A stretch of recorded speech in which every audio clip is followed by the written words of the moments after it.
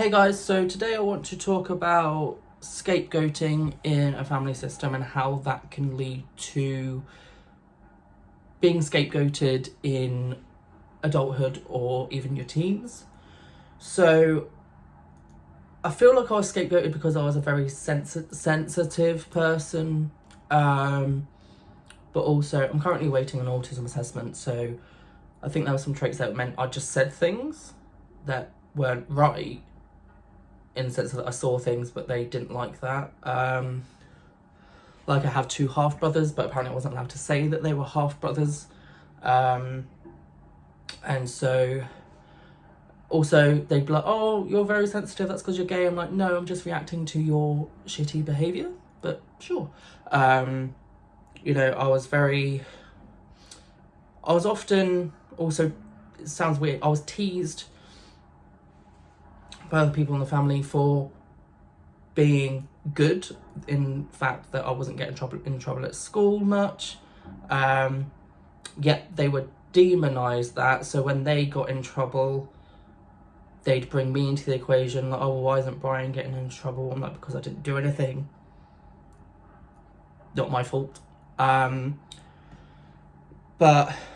I found that I then gravitated towards friends that would make jabs on my sexuality, my appearance, my hobbies, whatever they could get their hands on, really. But because of everything going on in the family system, I thought it was just normal. Like, oh yeah, they're teasing me, whatever. Maybe I'm too sensitive. Who knows? But because like for instance, I had a friend, I'm gonna say that because I think looking back I realised that they're not friends, or they weren't friends, where at this point I wasn't working just because of my confidence and mental health at the time. And so this particular friend, it happened with a few people, but this particular person, they would ask if I wanted to go on a night out. I'd say I can only afford like 1 or 2 drinks, or I can't come out because I can't afford it. And they'd say, oh no, don't worry, I'll buy you drinks, I could use the night out. So I'm like, okay, that's really nice, thank you. We'd go out, then their other friends would turn up, and then they'd say to these other friends that I was scrounging off them, despite them offering stuff. Like, you could have said no, or you could have just been like, okay, no worries, I'll go out another time. So they're kind of leaving out important facts there. And then, because there was a particular incident where we were going away for this person's birthday. I was working at this point, so I said, but it was like a part-time job, wasn't earning much. So I said, I can pay for my train. She was like, they were like, okay, you can pay for your train ticket. Paid for half the hotel and for entry into clubs or pubs, whatever, and bought like a couple of drinks. But then last minute, they invite another friend, which meant we had to get a train to somewhere else, which was more expensive, so we could meet that friend and then go. But yet this friend was saying to people that I didn't pay for anything. They left all those important details out. And also to the point where we couldn't stay in our hotel room because the other friend got so drunk that she was fucking about everywhere. Like, and apparently that's my fault. Which is kind of another kind of scapegoating dynamic, that something will happen with them, but they blamed you. I also found that in early childhood, like, because where I lived, there was a load of kids, we'd kind of all hang out and play.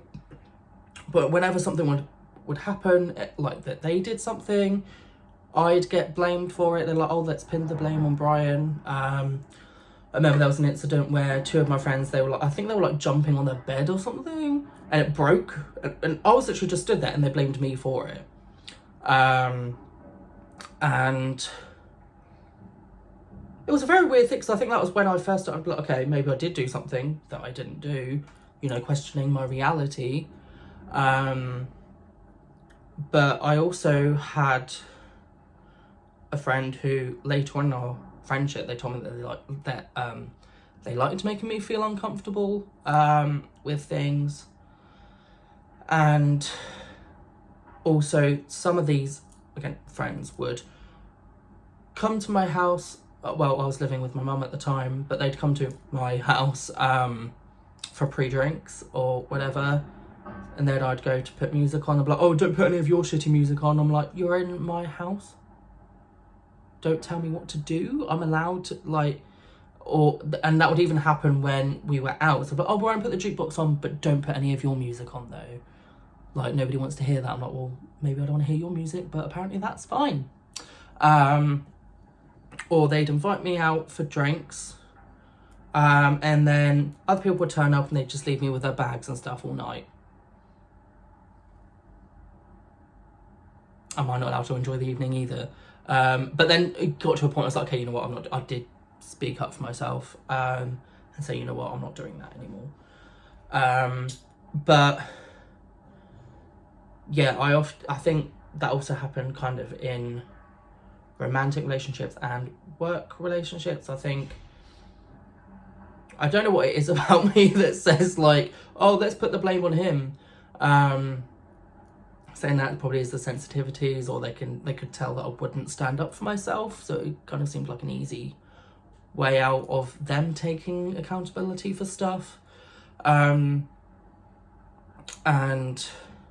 yeah, you know, while I understand that it was down to me to kind of work on that, I think I hate that people say, oh, well, that means you're the problem. I'm like, no, these people are bullying and abusing somebody.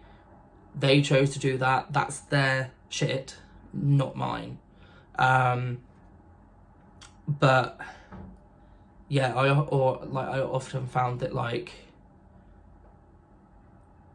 I'd have my mental illness used as a reason. So there was somebody who would plan to meet up with me, like, oh, let's meet at 11, come 12 o'clock, like, oh, sorry, I just woken up, come 2 o'clock, sorry, I just had lunch, come 4 o'clock, oh, sorry, I've got carried away talking to my dad. And I'm like, okay, sure, I'll make other plans then. I'm not going to see them. Then they'd get pissed off because I made other plans. I'd say, well, like, you know, not being funny, but I'm not waiting around all day to make sure you're ready when I could be doing other things. And then they'd accuse me of having an attitude or not taking my meds. And I'm like, I'm allowed to be pissed off at you for fucking up my day. I could have been doing other stuff. I could have met someone else. I could have been doing whatever. And yeah, I think,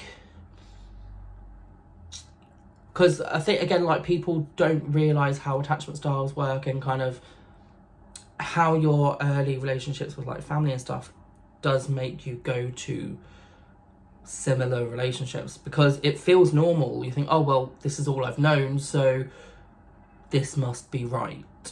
And I think, you know, having falling outs with friends or friends going away or whatever, like, it's helped me kind of reflect on the situation. And it's not that, you know, it's blaming them. I think it's, I'm allowed to share my story, I'm allowed to share my experience, even if that does hurt them. I think one major thing in recovery for me is learning personal responsibility. So I'm responsible for my thoughts, feelings, behaviours and stuff, but I'm not responsible for other people's. And I think that's especially apparent when it comes to bullying, teasing, abusing, taking advantage of somebody.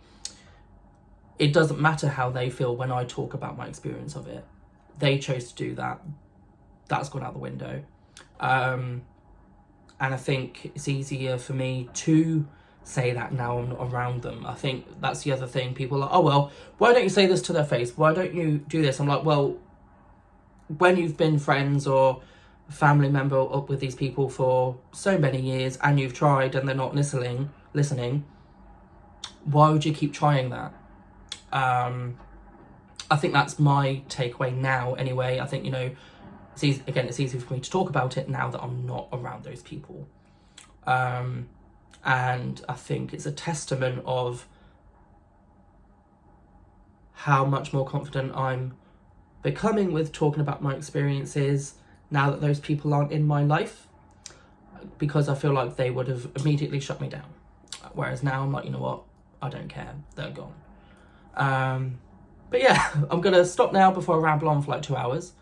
Hope that was okay, and I'll see you guys soon.